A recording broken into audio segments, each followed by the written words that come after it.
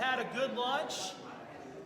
Again, thank you to the folks who helped produce the meal and the desserts and the sandwiches and the soups and the drinks and all the pieces that go with that and the dishes that are getting done. Thank you to all involved parties for help who came together on this. Takes a lot of work to make the show go on, but hey, my gosh, that was a pretty good meal. Thank you. If you got to get up and go partway through, we did build this as from 12 to 1, and sometimes we have things that come up, so if you got to get up and go, that's all right. Get up and go. I'm not pushing anybody out the door. Hey, all right, hey. We have to balance time, and that's all right. We're going to record this for some folks who couldn't be here in person, but were really interested about this. And Judy Early from First United Methodist or Bedford First United Methodist. Did I get it right? Hey, all right. She very graciously is recording this, and we'll post the link to YouTube, and we'll share that as we're able. So to our folks who are tuning in, hello.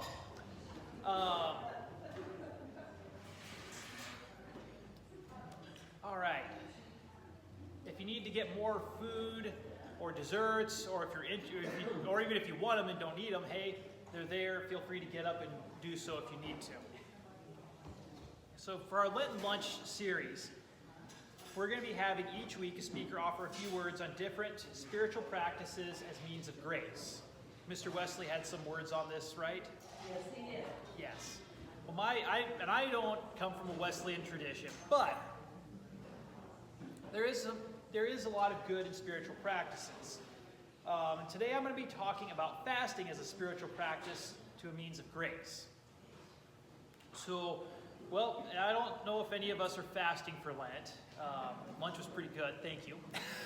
Again. But as a spiritual practice, it's a little bit different intent than just simply dieting. I spent a little bit of time digging through some scriptures and some commentaries about fasting. There's a lot of fasting in the Bible. Fasting in the scriptures was, as a practice, I know, it can be, actually that's pretty good. Fasting in the scriptures oftentimes was accompanied was a part of mourning or lament. Kids are usually on the ball, aren't they? Kids should be seen and heard in church, always. Thank you, sorry. But fasting was abstaining from food, usually for days, although there were some times where it was practiced as a sun-up to sundown kind of thing. Sometimes fasting also included abstaining from water. The human body has some limits to these things, though. I think I read in some survival manuals back in the day when I was in Boy Scouts that the human body can go something like 3 or 4 weeks without food. Wouldn't advise that. That would be pretty demanding. And water, just a few days. So when Jesus fasted for 40 days, I think it's safe to assume that he probably didn't abstain from water. If you want to read about cases, though, of there's in Jonah. There is fasting in Jonah. Jonah's a short read. It's only 4 chapters, about 3 pages. If you want to read a little bit about fasting, there's some mentions in there. Esther also has some references to fasting. So when one is fasting in the scriptures, quite often it would be accompanied by weeping, lament, tearing one's clothes, applying ashes to one's forehead. Did anybody do that on Lent? For Lent in their church? Hey, all right. Not everybody. Who put them on their hands instead? Okay, all right. Well, that's all right. There's more than one way to do ashes. Sometimes folks wore sackcloths. And as I mentioned a second ago, if one was fasting, they were lamenting or mourning something. There were some practices by the royals that they would have a priestly person fast for them. Man, that'd be If you're doing Weight Watchers, that'd be great, wouldn't it? Having somebody else do it for you. But I don't think it works that way, and the prophets frowned upon that practice. At times, if one would fast if they felt it was helpful to the well-being of one close to them. King David fasts at one point to make a petition to the Lord on behalf of a sick child. So fasting, usually somebody's lamenting something. There'd be some other practices other than just giving up food, but giving up food was the main part of it. Scriptures also suggest that fasting is something that someone does discreetly, and it is part of a ritual. And there were times when fasting was done or called for as a publicly demanded ritual for certain practices, such as a drought or catastrophe. Sometimes people fasted because it's something sometimes it would be one individual would fast, like King David did for that child. Other times the whole people would be called to fast. That happens in Jonah. Fasting was always accompanied by prayer. So that's some fun facts about fasting from the scriptures, broadly speaking. But put very simply, fasting was done many different ways and for different occasions, but it was always done as a way to petition for God's mercy by taking on a devout act. And it places one in some state of suffering. So basically by denying oneself nourishment, it's a way of demonstrating that you're being very serious to God about whatever your plight is. I'm going to give up food for 30, 40 days to make my point to God that I'm really serious about this thing that I'm concerned about. So in our world today, we hear of, in some parts of the world, people will do hunger strikes. Has anybody heard of historical or relatively recent in the last century cases of hunger strikes? They're making a petition to a higher power to have a stake in changing something in the world. Fasting. Relatively simple concept. Jesus fasted for 40 days in the Gospel of Matthew. And that I preached on this last week, and I was reading that. 40 days, and in Jesus' case, the book specifically says he fasts for 40 days and 40 nights. So he didn't just skip food at the day and then pig out at the Golden Buffet or Golden Corral buffet. It was 40 days and 40 nights. And it was meant as a means of transformation of self. And he encounters an adversary, and he comes out of that time with a new purpose. And Christians in the years following, especially early Christians, in the New Testament, fasting takes on a little bit different practice. In some cases, it was a sign of preparation to welcome Christ into one's life.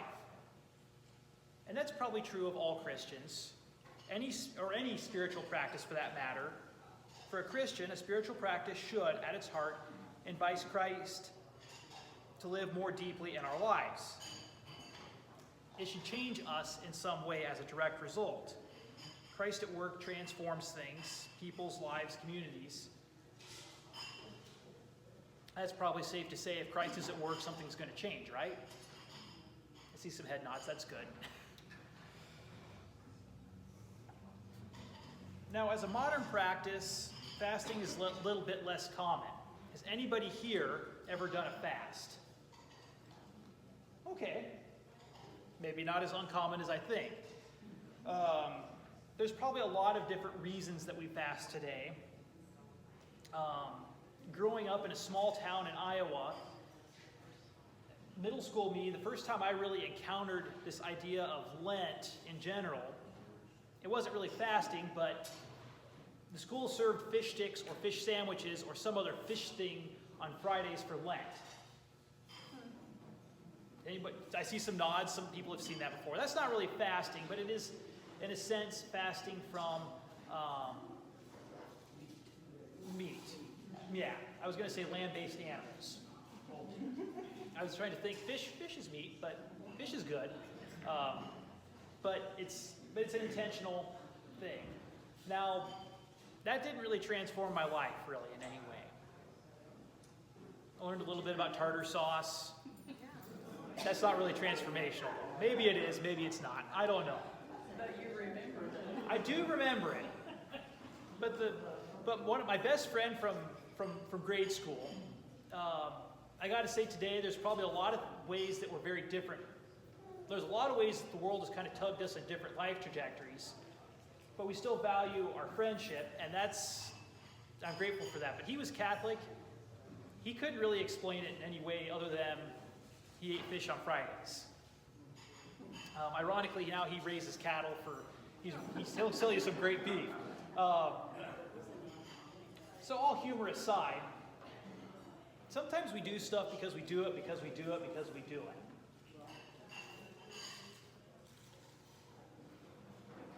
I imagine, I'm just looking around the room though, I would imagine that the hands that raised for fasting,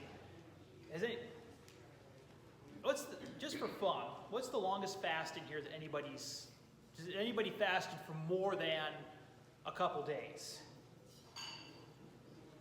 Okay. Was it completely no food at all, no liquid diet? There's probably different reasons. Actually the minister had the whole church do it because Oh. he wanted to demonstrate fasting.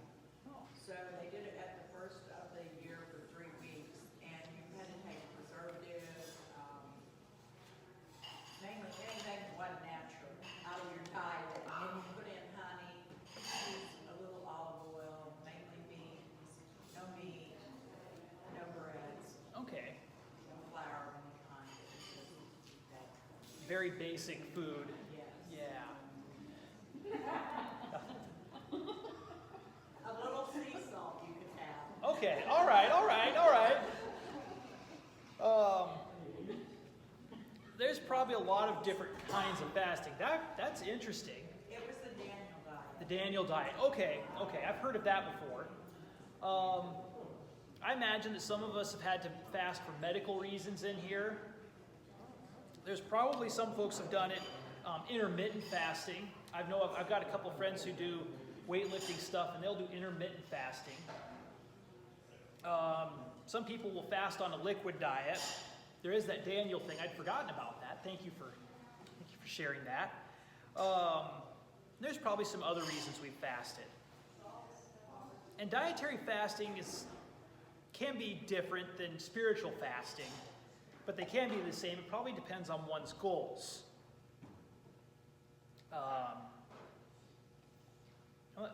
I'm going to circle back a little bit.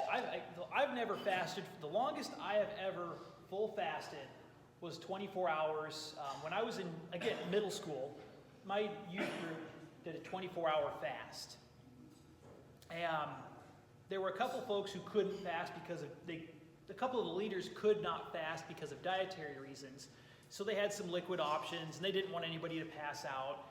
I suppose it's probably a good thing for youth leaders to be concerned about youth. But again, that was one of those times where, other than I was kind of hungry a little bit, it wasn't really transformational. We did it because we did it because we did it. We've all probably had practices in life. We do it because it's what we do. I think a lot of us have experienced Lent in passive ways, like that. And I kind of regret that I didn't, as a youth, probably my head wasn't worried about, at the time, I wasn't real worried about transforming my life. I was still trying to figure out which way was up in some ways, in that stage of growing up where you're trying to make sense out of life. And probably the only other time that I've ever truly fasted, and you're going to laugh about this was a silly thing, but I had my wisdom teeth yanked out a couple of years ago. And I spent probably 10 years, they came in okay, but they broke up when they came in, and I spent 10 years dealing with that. And occasionally they'd get a little infection, and they always had to deal with it. And finally I decided, I've been dealing with this 10 years, I need to do something about it. And so I talked to a dentist, and here's our plan. And so they talk about it, and they said, so they wanted to put me under for that. And I had to fast for a few hours. Just, it was like 12 hours or something like that. It wasn't very long. But coming out of that, I also had to think about, they give you this whole wad of paperwork that's, most of you who've had medical procedures probably know the wad of paperwork, right? And I actually read most of that stuff. I gather most people don't, but I was terrified about it. And I was all worked up, and I had planned out 2 weeks of liquid food in case I couldn't eat anything. And I remember people in high school that took 2 weeks out for their wisdom teeth coming out. Sometimes it goes smooth, sometimes it doesn't. And I could not sleep the night before that. I think I walked and at the time I was in a small town, I think I walked the town literally 4 or 5 times. Whole lap around the town was only about a mile long, so it wasn't hard. But I could not sleep, and I was so strung out. And, it wasn't much of a fast, 12 hours. I think looking around the room, I bet most of us could probably do that here. There might be a couple folks with medical reasons, and that's nothing against that. It is what it is. But having to sit down and think about, hey, my life is actually, I have to kind of orient my whole life around this in some way, in a practical, tangible way. And for one, and in my life, I've been fortunate, I haven't had very many medical mishaps. Those happen in life. I'm very grateful that I haven't had many medical mishaps. Most folks have had I'd say everybody has some at some point in life. Hey, life isn't always a bowl of roses. But that was a very humbling experience to have to think about what one can do, what one can't do, and how to manage things. Realized, hey, we might have to rely on other people's help for things. Somebody had to take me to and from that dentist appointment. I've not had a time in life where I was not able to do for myself. How many of us have had to rely on somebody else's benevolence at some point in life?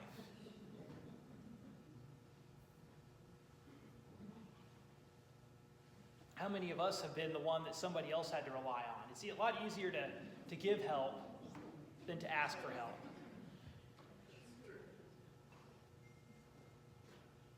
And how many of us have had to deal with, we're not going to go into fine details here, but I bet most of us have probably had to at times, this was something that I was very fortunate I had food. I could make those food choices, but how many, I would be willing to bet that there's probably people in this room, and there's a lot of people in the world that didn't have the luxury of that time and space to be able to manage their groceries around that. That was, in a lot of ways, a very eye-opening experience that, it takes a community to get through life together. We've heard this says, it takes a village to raise a child, right? It takes a village to get through life together. It was a small fast. I survived it. Wisdom teeth came out great. It was one of those deals where it was 10, 9, 8. And then I wake up in a different room with a bag full of teeth and gauze in my mouth. Which is probably a good way for wisdom teeth to go, right? I don't know. And a friend of mine very graciously took me up to that appointment and home from that appointment. I'm very grateful for their benevolence on that. It's a small thing. And I didn't get dry sockets. I was very grateful for that too, because I gather that's not a good thing. It was a small fast. 12 hours. I think I was at the church more than that yesterday.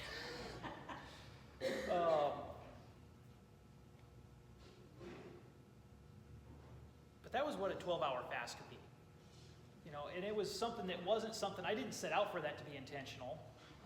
It was just, hey, I had to do this to do the thing. But, I think about how many times and opportunities, there's probably opportunities that we can learn a lot from life. We take time aside intentionally sometimes. we have a lot of opportunities as church during this season of Lent to take intentional time aside to reflect on things in our lives where we can find Christ at work, see the Christ in others. And there's maybe some opportunities that we can be the hands and feet of Christ. I'm grateful that somebody else found it entertaining to haul me up to Galesburg and the town up the road and back to get the procedure done. It was a small thing for them, but for me, hey, that was a life-changing. Well, it was an important thing. For me, that person was doing the work of Christ. It's hard to accept someone else's benevolence, someone else's grace, someone else's help in life. A mentor of mine once said something to the effect of, don't deny someone else the chance to do hospitality. I think I tried turning down 2 or 3 people that said they could help. Anytime you need something, give us a holler. That was a humbling moment in the midst of that.